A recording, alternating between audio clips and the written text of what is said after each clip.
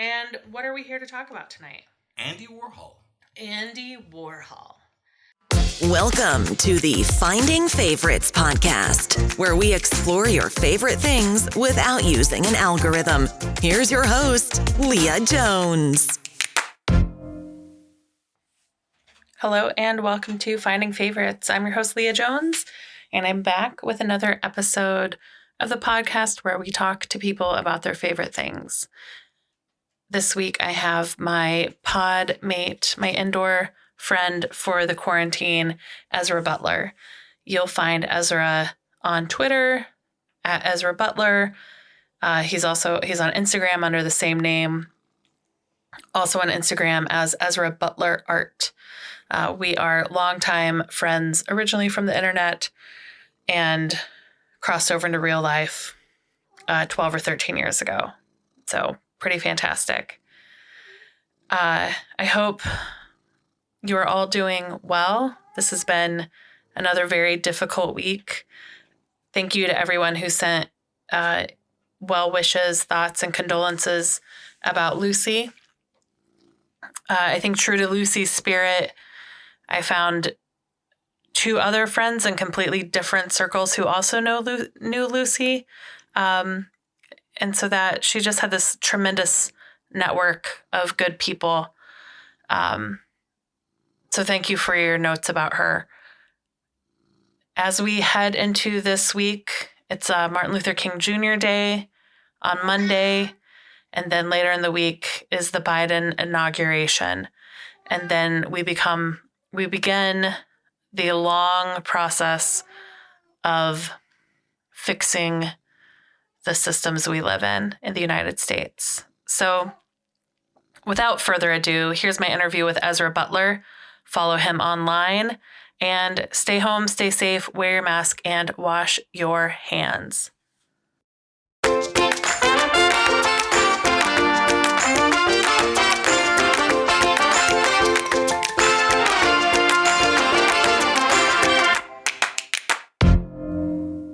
Hello and welcome to Finding Favorites. I'm your host, Leah Jones, and this is the What? Are we live? Yeah. Oh, I didn't realize that we were recording already. Yeah. Okay. Hello and welcome to Finding Favorites. I'm your host, Leah Jones, and this is the podcast where we find out about people's favorite things without using an algorithm. This week, I am joined at my dining room table, across the table from me, by my pod mate and upstairs neighbor, who you've heard me mention from time to time in many interviews, Ezra Butler. How are you doing tonight, Ezra? I'm great. We just had a great dinner. We did. We had faya. Yeah.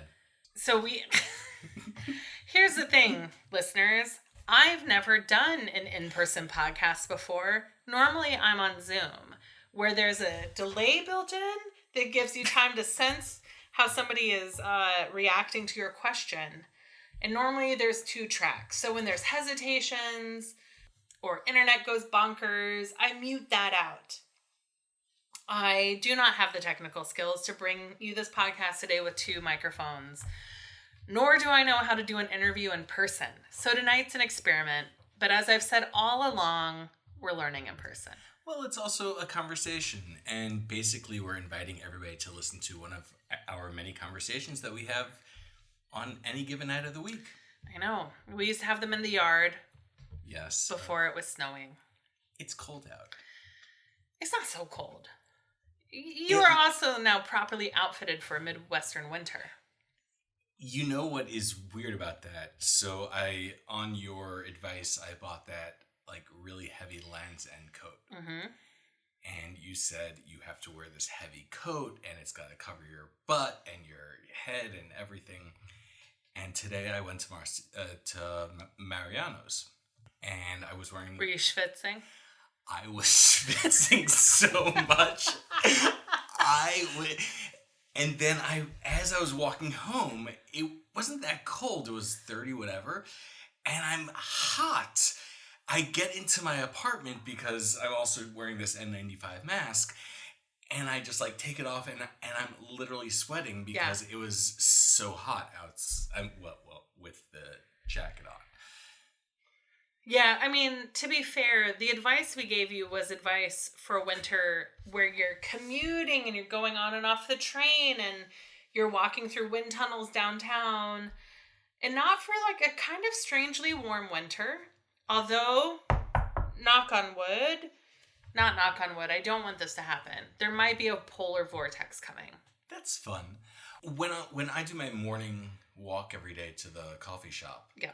And I put on this jacket and then I zip it up. I feel like a penguin because, the feet don't like, I waddle there and I waddle back and... But walking like a penguin keeps you upright. Yes, I feel very upright. Yes, it's the trick. Yes. Ezra and I met on Twitter, as I met many of my guests. No, we did not. How did we meet? We met on the Tel Aviv pier. Wait, did we meet before? Did we meet virtually before that, or did I meet you? I am certain we met each other virtually on Twitter, and then met in person at Mash Bash when Ahuva was 2008. So I went to Israel for the first time in 2006. And then I returned in March of 2006. I went for the first time. I returned the summer of 2007. Twitter had been open since March of 2007. So maybe it was March. Maybe it was summer of 2008 that we met in person. It must have been 2008 because A, I remember Mash Bash 2008, and B, 2007 doesn't make sense in that... In your timeline? In my timeline. So you are saying we didn't follow each other until we met in the corner of the Mash Bash when Ahuva made all those lovely stickers, and you put on a name tag that said @Ezra Butler, and I put on one that said @Leah Jones, and we had never followed each other before. You're probably right, but that was my now I know Leah Jones. Yes. And since then we've hung out in multiple cities. We've hung out in Tel Aviv, Los Angeles, New York, and Chicago. Yeah. And I actually flew here for a birthday of yours. Ezra was one of the co-chairs of my 40th birthday party. And as we were both sitting in our respective apartments alone during this pandemic that we are currently having, we spoke quite frequently. Yes. And one day, Leah said that, tweeted, she didn't even tell me about this, that there was an opening in her building. And I tweeted back at her, it was a Saturday night. And my response was, am I moving to Chicago? And within 48 hours, I signed the contract and I moved to Chicago.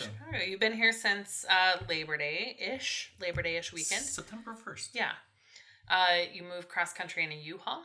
Mm-hmm. Luckily, we live across the street from a large parking lot, so you didn't have to parallel park the U-Haul in Chicago. Right. Yes. Right? You didn't. I don't think so. No. So, usually I ask, how's this pandemic going for you? And I'm going to ask you the same thing. How's this pandemic going for you?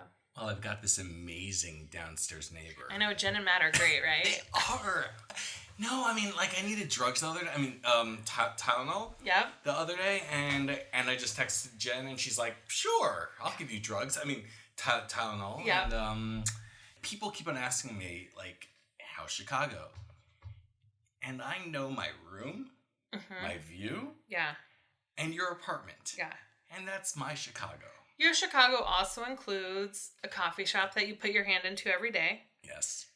A shared beloved brunch place that you pick up your weekend brunch. Yes. Ooh, which they're coming back next Tuesday. Okay, good. So we're talking about, for listeners in Chicago, we're talking about the Ravenswood staple Over Easy, which, since Ezra got to Chicago, one of the things you've been amazed by is that Chicago's really good for people who eat gluten-free. Amazing. I mean, we this fireplace, which if you live in Chicago, you must go to Andersonville and just pick up but eat at home because there's still a pandemic. They have gluten-free pizza. Yeah. And it is the best gluten-free pizza that I've had in Chicago. And it's not the only gluten-free pizza that I've had in Chicago. So I have a comparison. Yeah. And it's still the best. Yeah. So Over Easy now has gluten-free pancakes, French toast. They have bread. Yeah.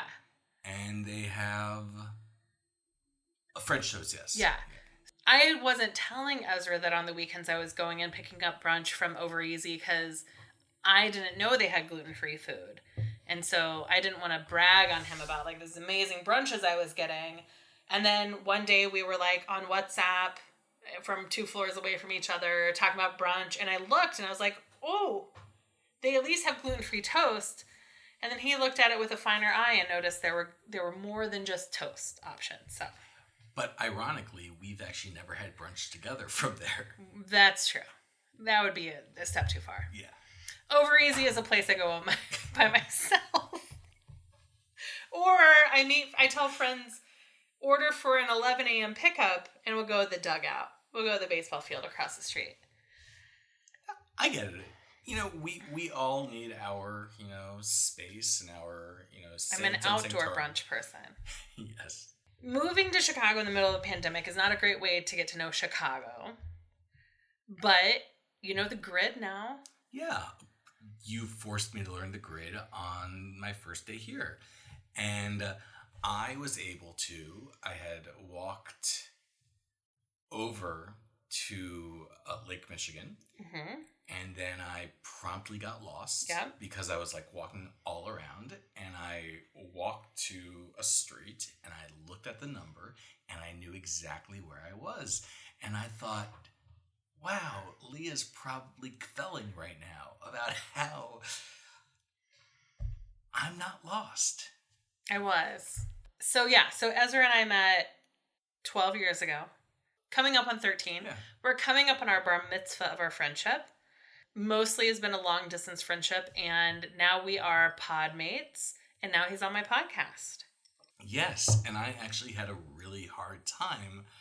Like, I remember when you did your first podcast, and we spoke before that, and I was kind of insulted that you never asked me to join your podcast, and you said to me, well, no, I've asked, but you don't know what your favorite thing is. And it was really hard figuring out what my favorite thing is. Yeah, because when I asked Ezra about it, he said, my favorite thing is art. And I'm throwing my arms open for those of you who can't see me. And I was like, you gotta focus in a little bit. And he was like, I like dance. I was like, I need a little bit more focus. Modern dance. And so we did this dance of favorite things and getting him to focus on. I soothed your nerves so that you understood I loved you. And I had, in fact, invited you to be on my podcast. And you just, hadn't picked a topic. And over the last couple of weeks, you got serious about narrowing it down. And what are we here to talk about tonight? Andy Warhol. Andy Warhol.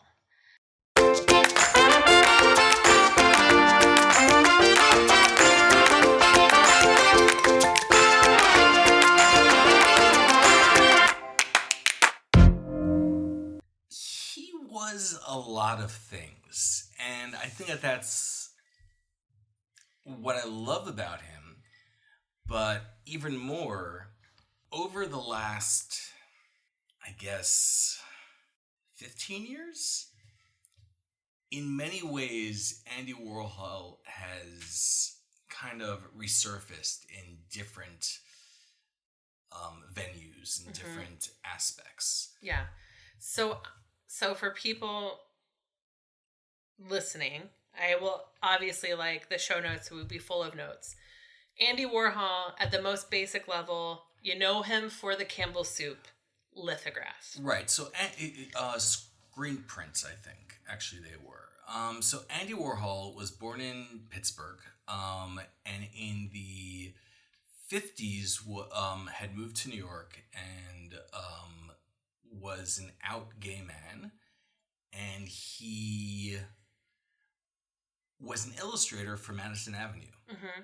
And then at some point, he basically switched from this kind of, actually really fine art kind of illustrations to pop art as we know it now. Yeah. And what's so fascinating about him is that you say he's known for his Campbell's soup cans.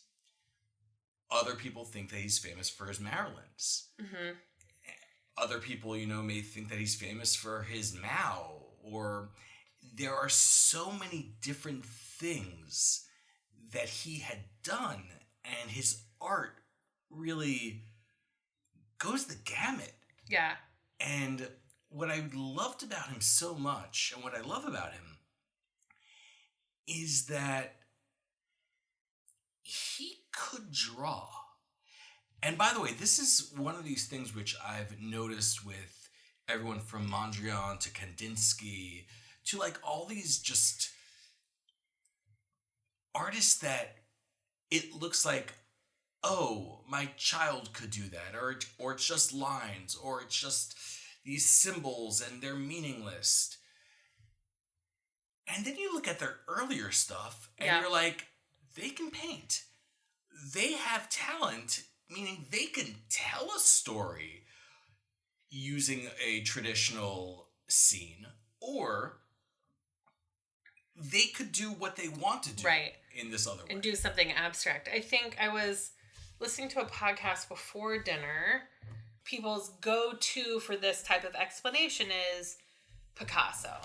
So before Picasso was able to draw an abstract face, he was a fine artist. It was always what my teachers in art class said to us was like, if you want to become a Dali, not a Van Gogh, well, a little bit of Van Gogh, but a Picasso, a Cubist, an abstract artist, you have to know the basics first to do them well.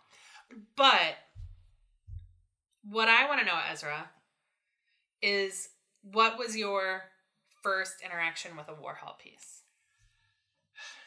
Because it's about you finding your favorite. Right. So here's the thing about Warhol.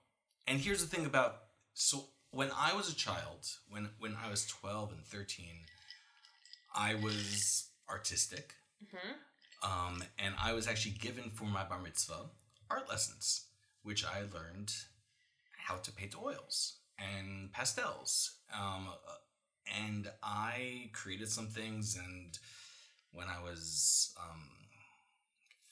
15, I did some more pastels and whatnot. And then I put all my art on hold. And when I was in college, I started going to art museums. And I understood the classics. Mm-hmm. I loved the Dutch Golden Age, the 17th century.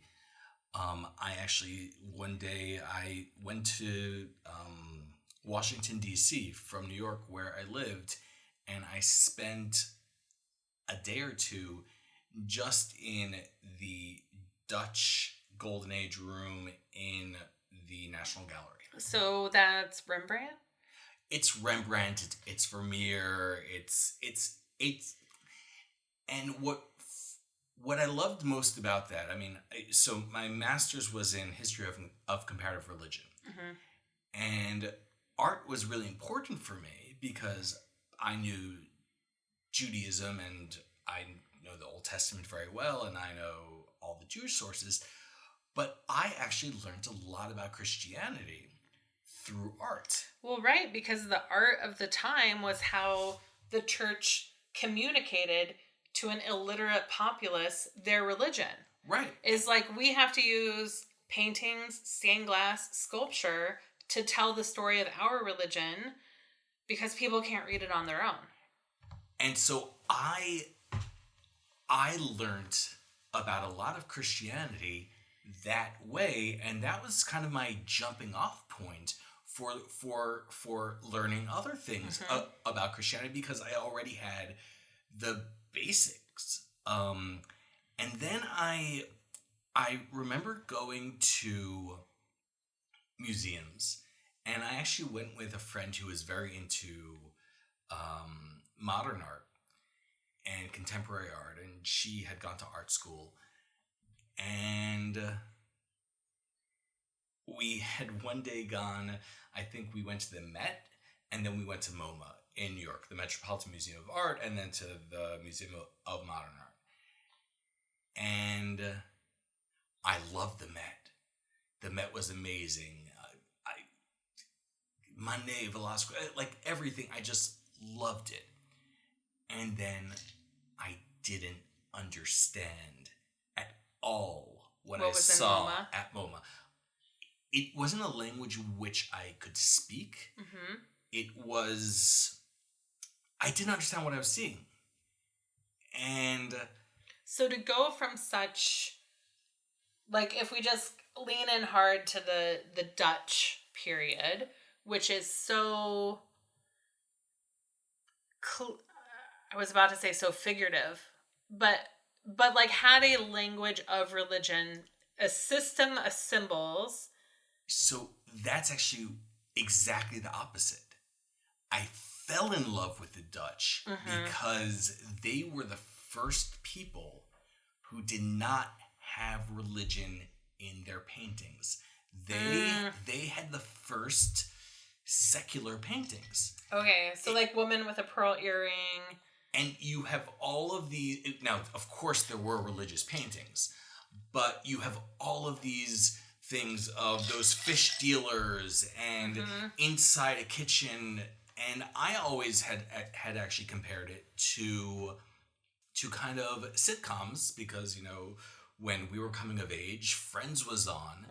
And it was like seeing your own kind of life in that picture and saying, oh, we're normal. Now, I've learned since that this may not be completely correct, but the way that I understood it then, and that's all that we're talking about right now, is that, wow, this was showing people... Oh, and the other part of it was that they were also the first people who would create art that was small.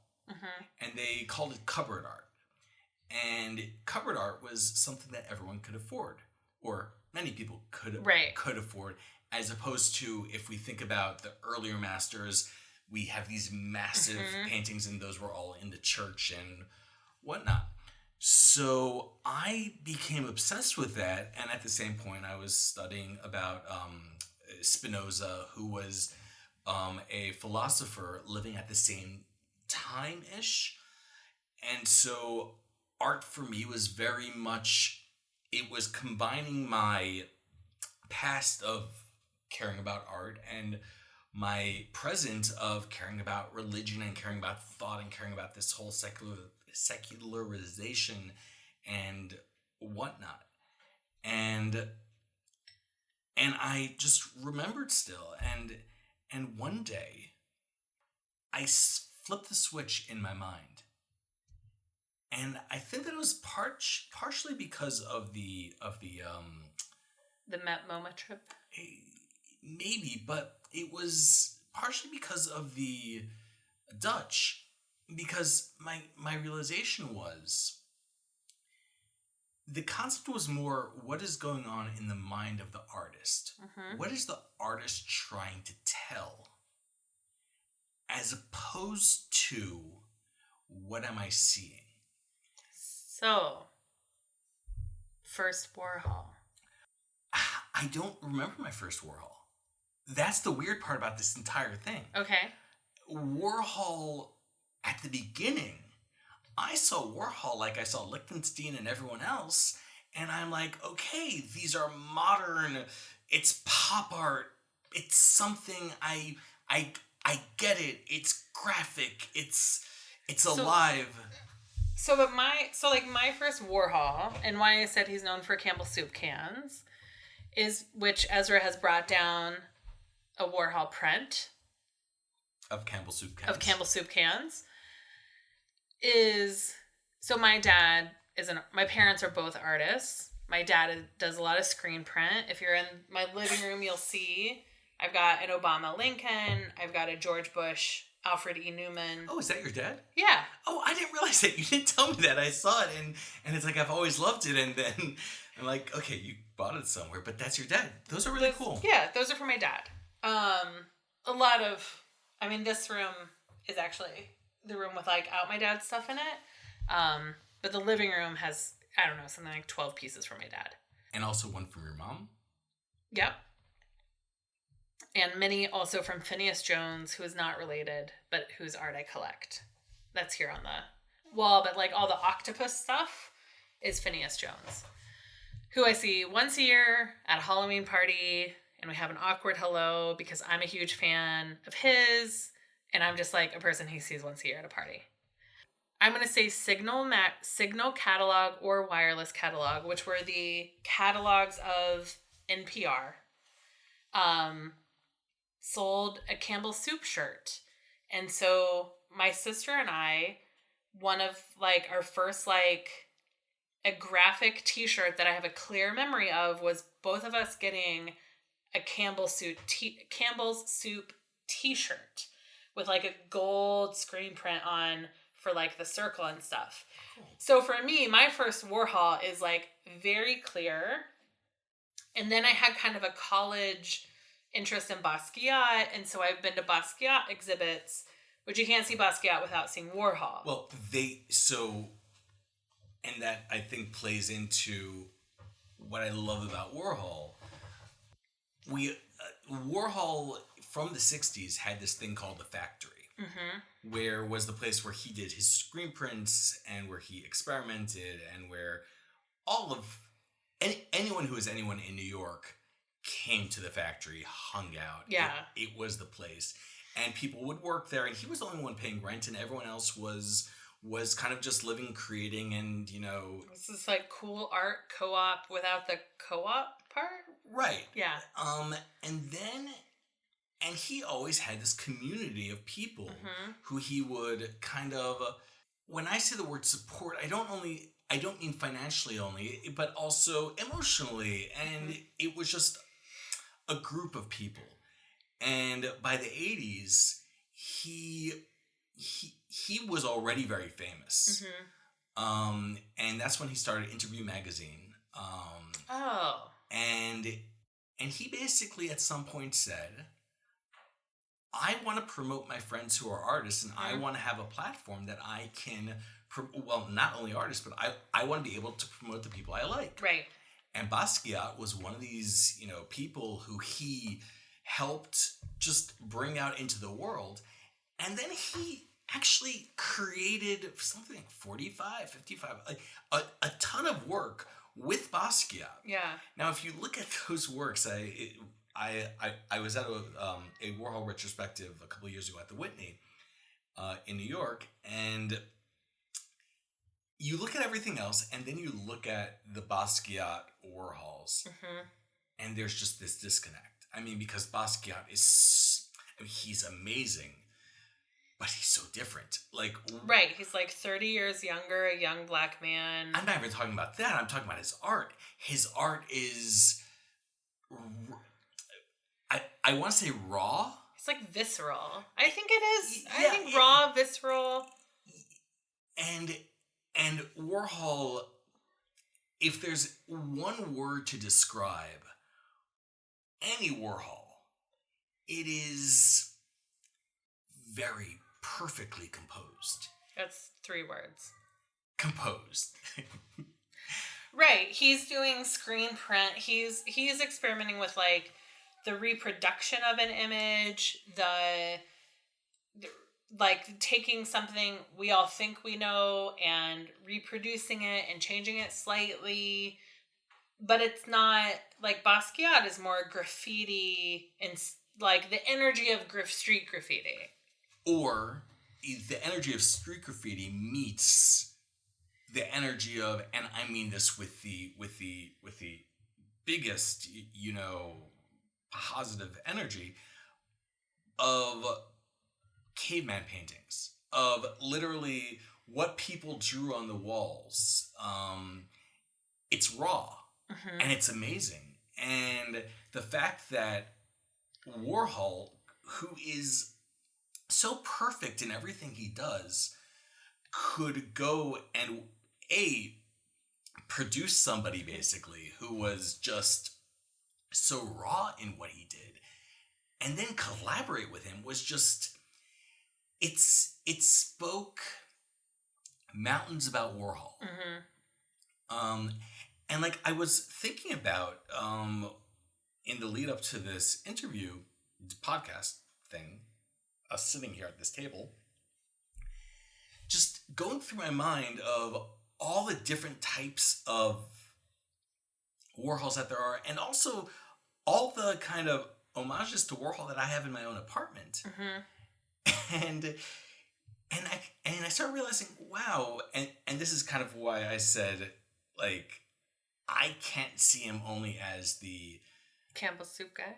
Campbell Soup guy. I like see him as so much more. But here's the thing about this. Whatever he's known by, whether you say the Campbell Soup, whether you say the Marilyns, whether you say, really whatever, I feel that that Andy Warhol was truly, he was a philosopher. He was a thinker who was an artist. Yeah. And I mean, everybody talks about, one day everyone will have 50 minutes of fame. And I'm not even going to go into that because it's not actually the most interesting thing in any way, shape, or form. But I mean, again, he produced a show, I think, in the 80s called 15 Minutes of Fame or something like that. It was more the concept of celebrity. He took a single celebrity and reproduced them a million times because Marilyn or whoever he was doing was not the person anymore. They were a reproduction of a reproduction of a reproduction. Yeah. So even though he was amazing with the silk screens and everything, it was more about the concept of celebrity being reproduced time and time again. On the flip side, I mean, if we look at the Campbell Soup can, it's exact opposite. It's something which is a commodity, which is it's a mundane thing. It's a mundane object that everyone has in their house. And he elevated it, and he also elevated the Brillo boxes into pieces of art. Yep.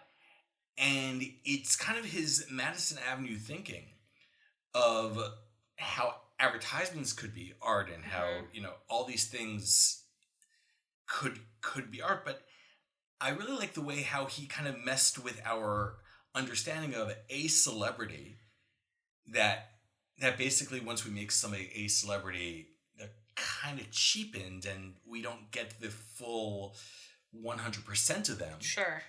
And on the flip side, his Brillo and his Campbell's is all, it's perfect. There is no loss.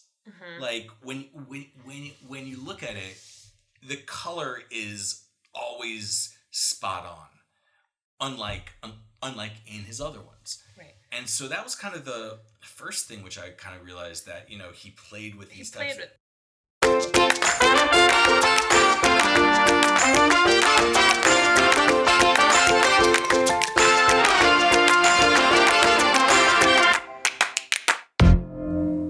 What was your first exhibit? So you can't think of a first interaction with a Warhol. When did you start seeking out Warhol to see in person? I really, my relationship with Warhol wasn't about necessarily tracking him down and going to museums and trying to find everything about him. Okay. It was different. Like in 2007, 2008, my first attempt at thinking up a startup was actually, I wanted to create something called Interview, intrv.eu. It was a website which... Yeah, I'm like, it's got to be missing either a vowel of course. And because I really loved... I love the art of the interview and how and it was kind of like one of these things where in my mind I wasn't necessarily connecting this with Warhol, but it was something that he cared about. It was. Did you know when you were trying to make Interview the startup that he had made Interview the magazine? No. Okay. No. But when I started becoming more, interested in Warhol and more interested in modern art, in many ways, it was one of those things that stood out at me, and that was like, oh, a kindred spirit. One day I was walking down the street in New York on the west side somewhere, and I was going to some dinner, some gluten-free place, and I saw this print, and I bought it because it was a saying of Warhol, and it was just something that spoke to me because I've said the same thing a million times. So Ezra brought down a tote bag when he went upstairs before we started, between dinner and recording. He brought back a number of pieces, and this one is it's a red print. Is that Warhol in it? Yes, so this is a picture of young Warhol, and it says, "The world fascinates me." Mm-hmm. And that's my mantra. Yeah. And, it was the answer that I gave you when you asked me. It was the first answer I gave you when you said, well, what's your favorite thing? And I said, I don't know. The entire world fascinates me, which was, I don't know if I thought of it before I saw the Warhol or after I saw it. But now you've embraced it. But I've embraced it, and it's part of my personality. But the other thing about Warhol was also that he cared about process. So he, on one hand, cared about the philosophy and about the thoughts behind everything he was doing. Yeah. But he also cared about process. Sure. And he was playing around, and he knew Polaroids, I believe, if I'm not mistaken. He knew screen printing. He even had, I'm not going to go into detail about this, but he had these chromiums or something where it was this kind of metal that he put on something, and then they used urine in order to be the acid. But again, he was so obsessed. Now, I'm sure that there was a philosophical or a thought behind it, and it wasn't always the same person. But on the flip side, it was also him saying, here's a new medium. Let me experiment with it and let me see what can be created. Right.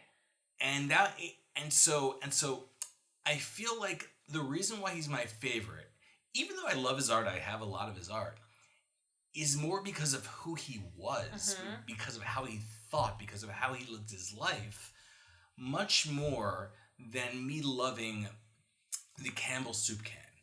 Or, I mean, he had range.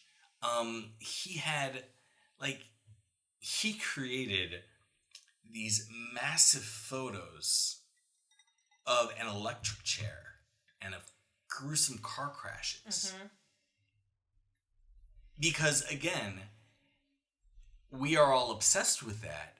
And he took something which is grotesque and elevated it to the art form that we all consider it to be. Yeah.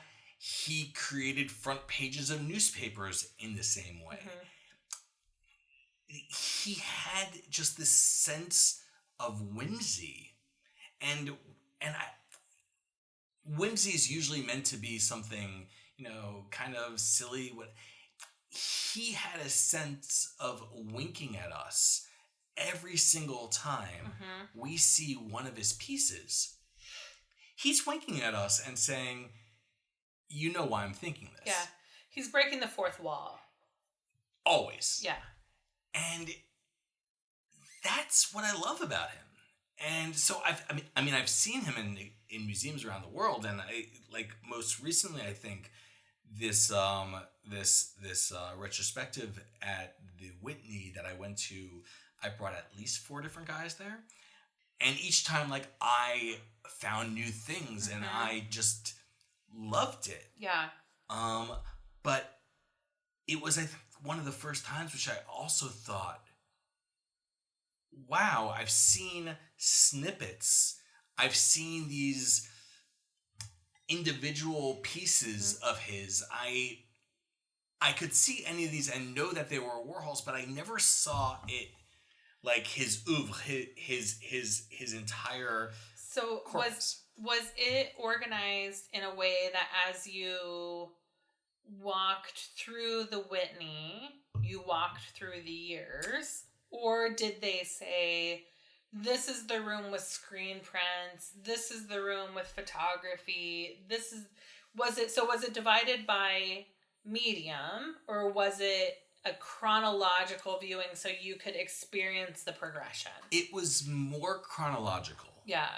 Like, if you walked a certain way in, the first room was really his advertising things. Okay. And his kind of more ink and ink sketches or whatever.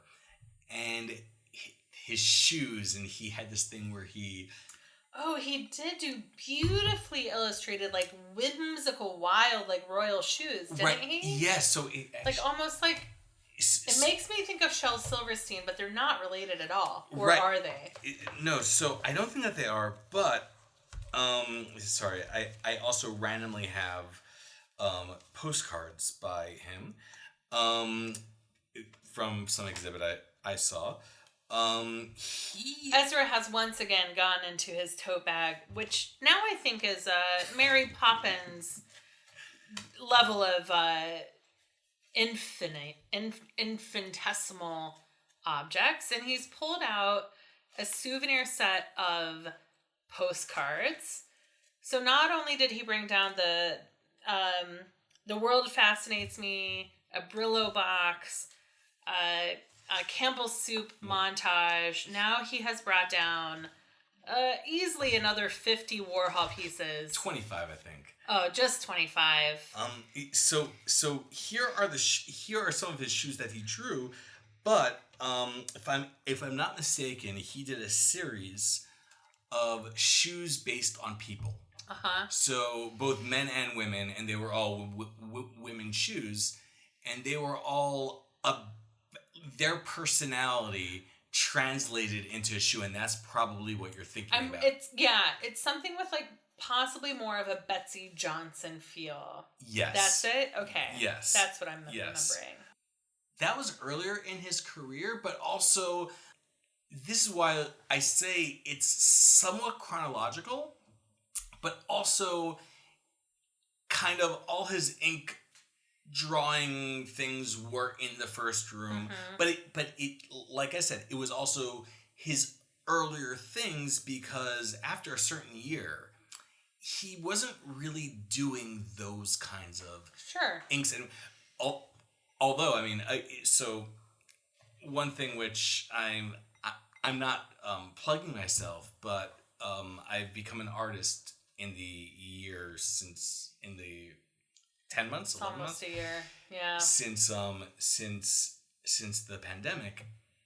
And one of the pieces which I created was this painting of Einstein that then I made into a kind of Warhol inspired 4 boxes. And then which I turned into a whole project about Einstein, and I researched Einstein because it was just fascinating. And one of the questions which I asked myself was, I know that this piece was inspired by Warhol, but did Warhol ever do an Einstein? Did you accidentally plagiarize Warhol? So I didn't. Okay. And one of the reasons why Warhol really came up in my mind when I was thinking about Einstein was because Warhol was obsessed with the concept of celebrity, and I wrote a whole essay about how Einstein was a celebrity. And how Einstein, since 1980, really became just this massive celebrity that we quote him more than we quote really anyone besides like Oscar Wilde, Mark Twain. Yeah. Like, he's one of the most quotable people around. Did they ever meet? Who? Oscar Wilde and Mark Twain? No. Einstein and Warhol. No. Einstein died in 1956. Okay. And Warhol only really came onto the scene 5 years later. Okay. I thought maybe Einstein was a little into the 60s. But... Right. But in 1980,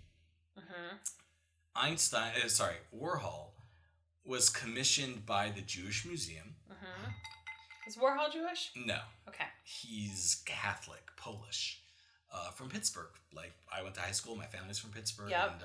And so, again, but I've never been to the Warhol Museum in Pittsburgh, nor have I been to the Warhol Museum in somewhere in Connecticut, somewhere around there. And he drew inks of 10 famous Jews. And that was the name of the series, like 10 famous Jews. And Einstein's one of them. And they are the most uninspired images you've ever seen. Like, I have to Google. Keep going. So, for somebody who's known for his color and his boldness, these are 10 ink drawings of Golda Meir, I think, is one of them. Ben Gurion may be one of them. Like, just people who the only reason why they're on there is because they were famous and Jews. I will link to this. It's on Sotheby's, and it sold for, do you want to guess? Probably not a ton. Yeah, just $2.2 million. Yeah.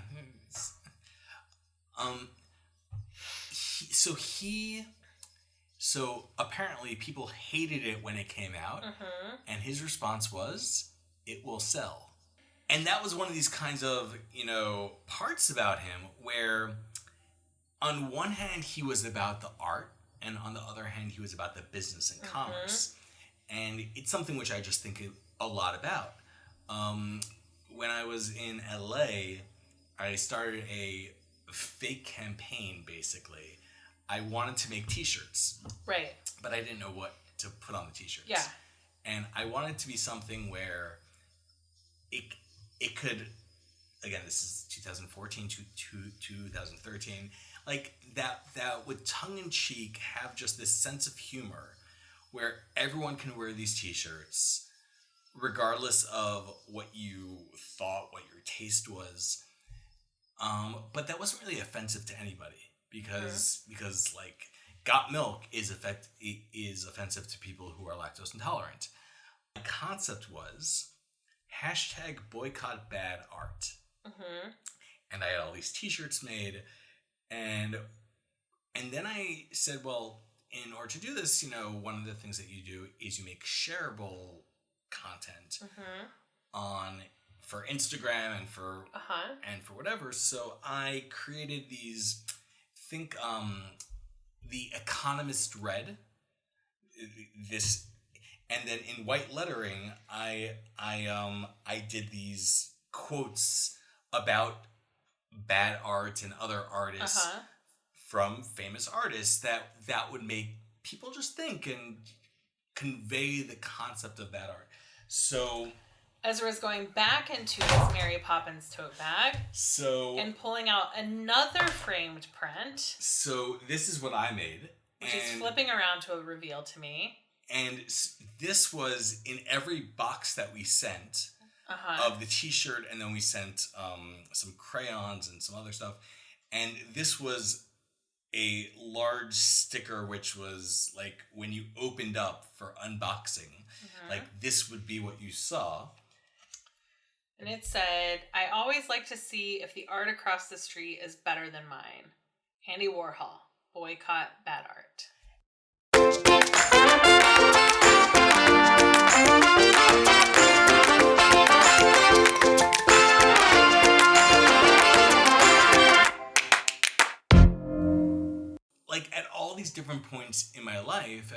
different points where I was like trying something new or experimenting or kind of thinking about how to translate some thought I had into some practice, whether it was a company, whether it was a campaign, whether it was a collection of art. Mm-hmm.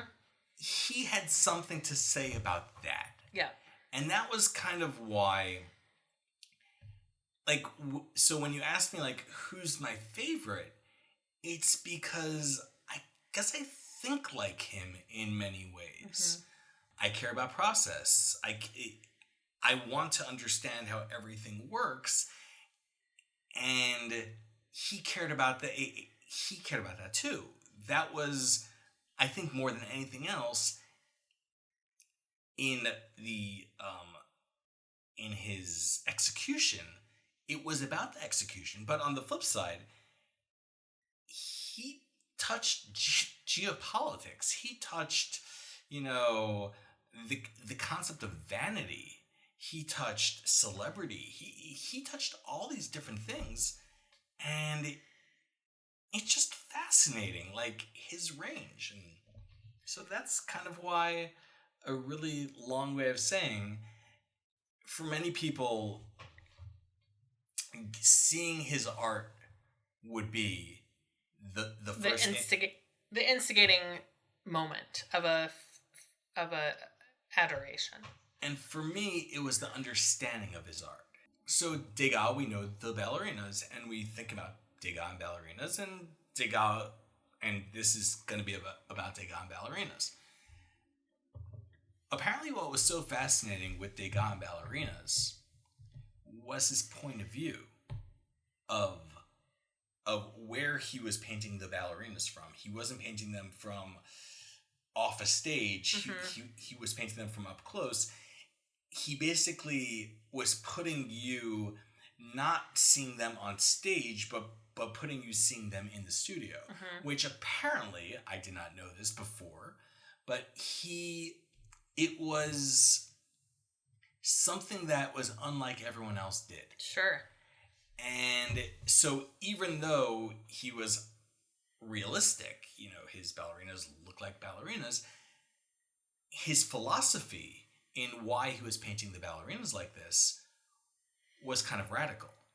He was changing things, even though we look at him and it's like he looks like everyone else. Right. But his point of view is different. And so I think that like once I really started understanding Warhol better, it kind of forced me to understand everyone else better, mm-hmm. and say, okay, what was everyone else thinking? I wonder what a Warhol would say about... So I'm not on TikTok anymore. What's TikTok? Because I wasn't responsible enough to be on it. Mm-mm. I couldn't stop scrolling. The algorithm was so good, and it got me so fast. And I could not do anything when I was on TikTok except for scroll on TikTok. One of the things TikTok decided I was someone who liked art. And there are a lot of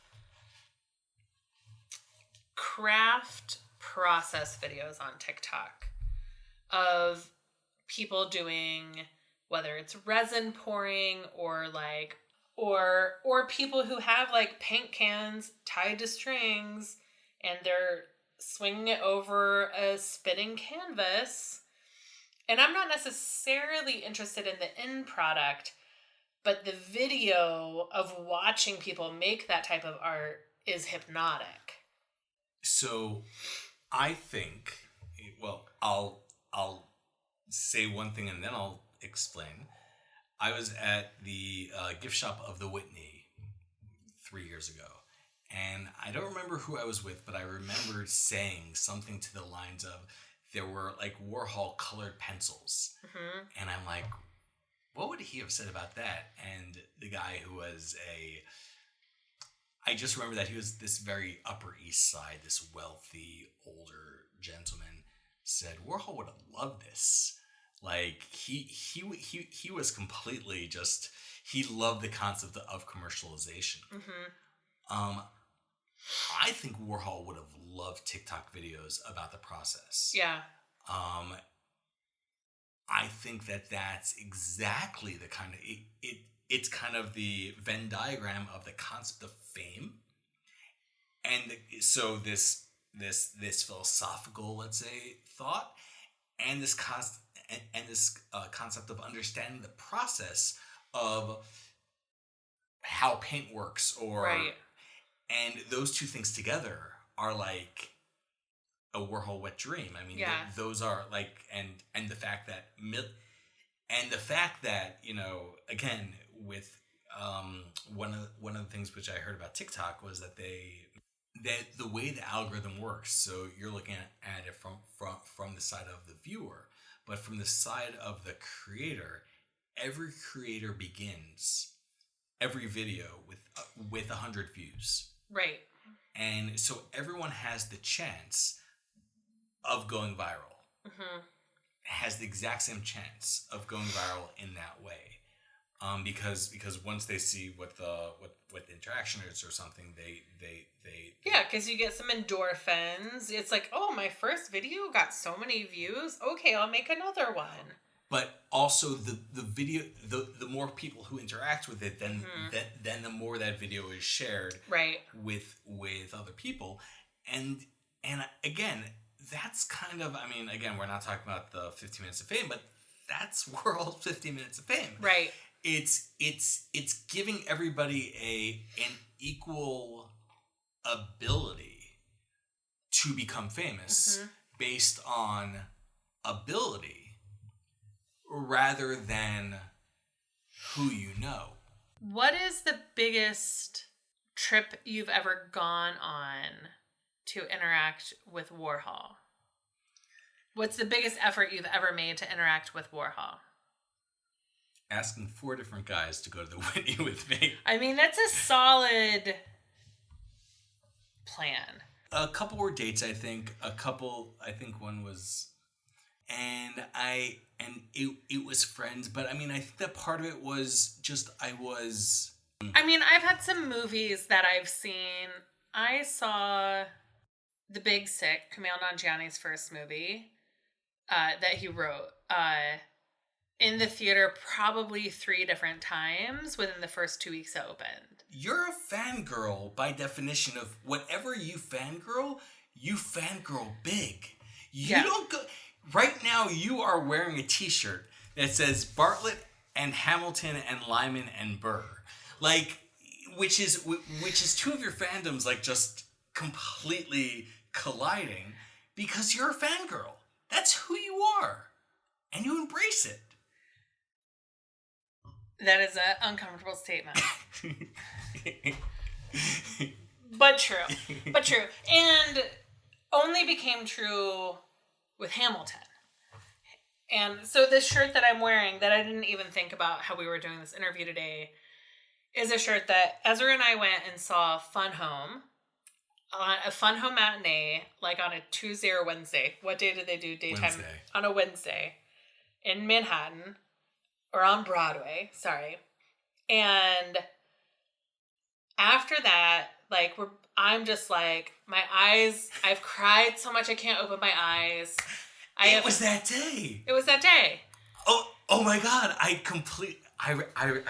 remember this. And wow. Then I had tickets to see Hamilton that night with the original cast, where I had just finally said, you know what? I'm a grown-up business lady. I'm single. I don't have kids.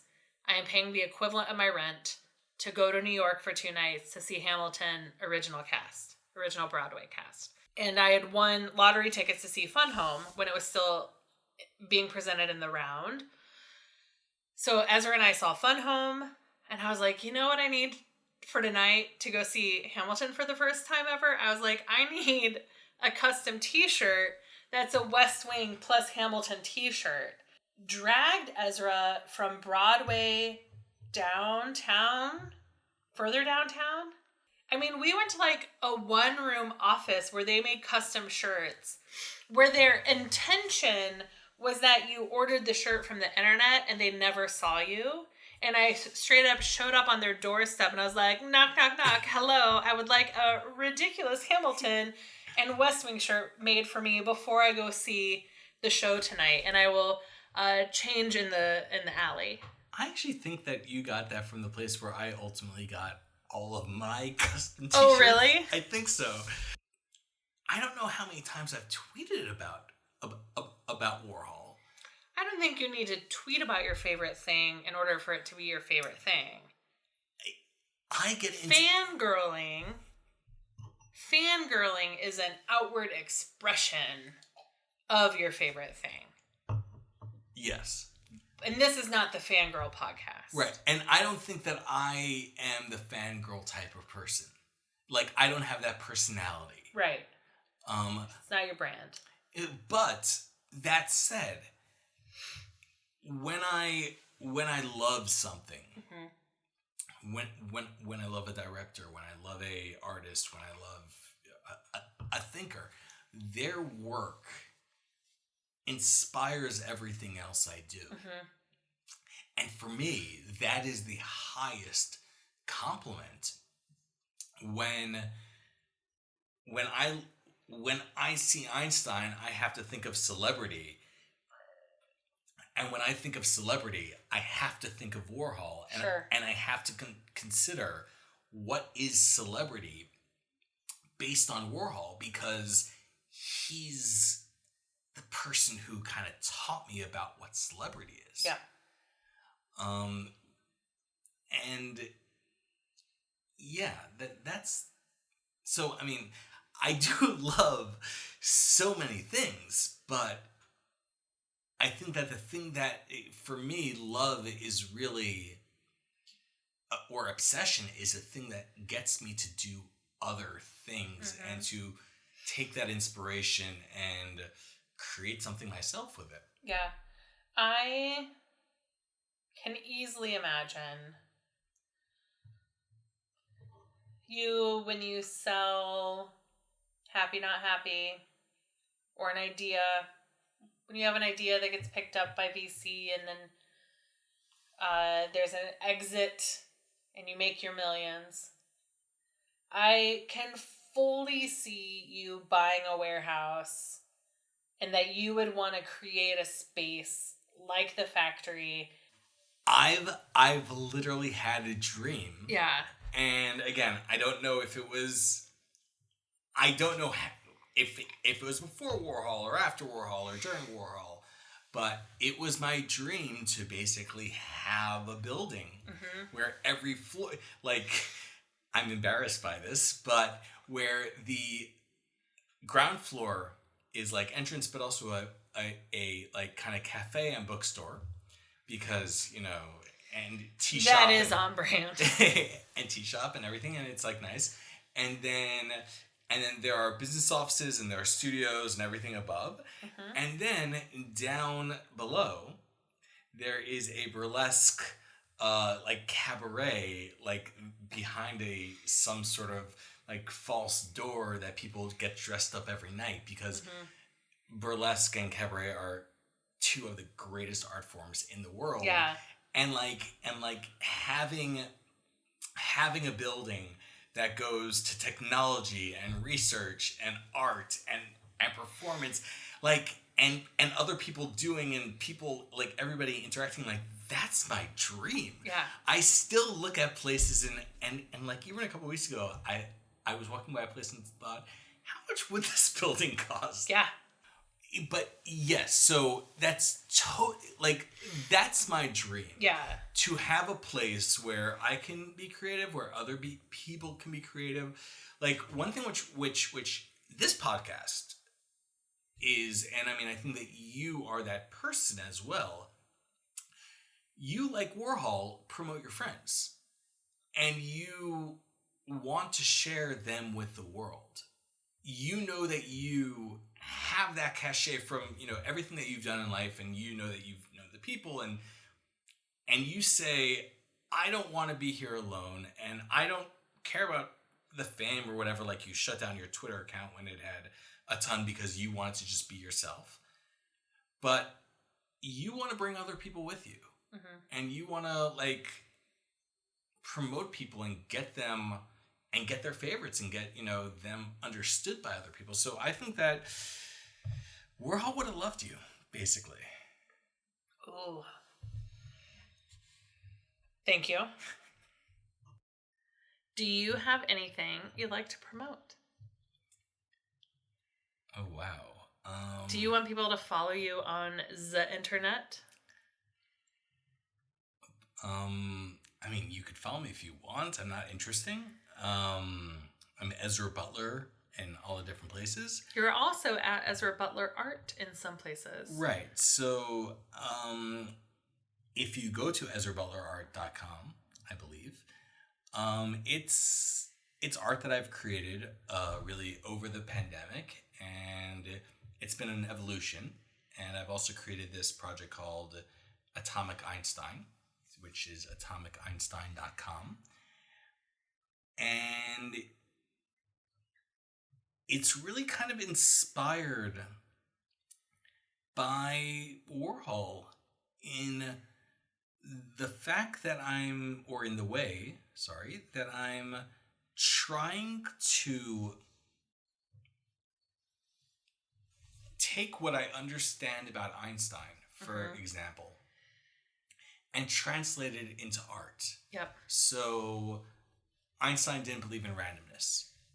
So I created a random montage generator, which isn't really random because if you understand computers, there's really no randomness in computers. And I kind of just feel that it's echoing or playing with concepts that I feel that maybe Warhol would have liked, or it would have been a conversation. And so, yeah, atomiceinstein.com. And I just want to learn about more things. Yeah. Don't know how that fit into that. Yeah, I think if you go to Ezra Butler Art, if you check out Atomic Einstein, you're going to see all of the amazing things that Ezra has created since COVID started.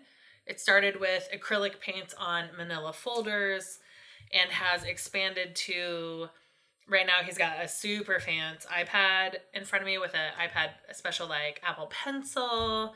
He's doing printmaking.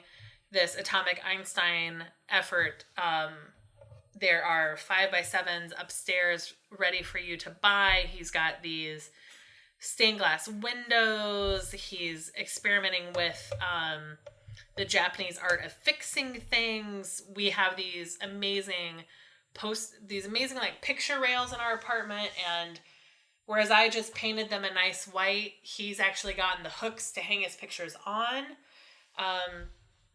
So get to know Ezra Butler online. He won't tell you to follow him, but I will.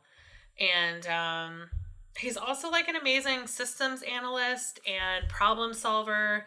And so if you are looking for someone to help you solve a weird like data problem at work, he's also someone who does that. He is art and science. So Ezra, thank you so much for coming downstairs tonight. Thank you. And thank you for everything. I mean, I'm here because of you. And welcome to Chicago. Thank you.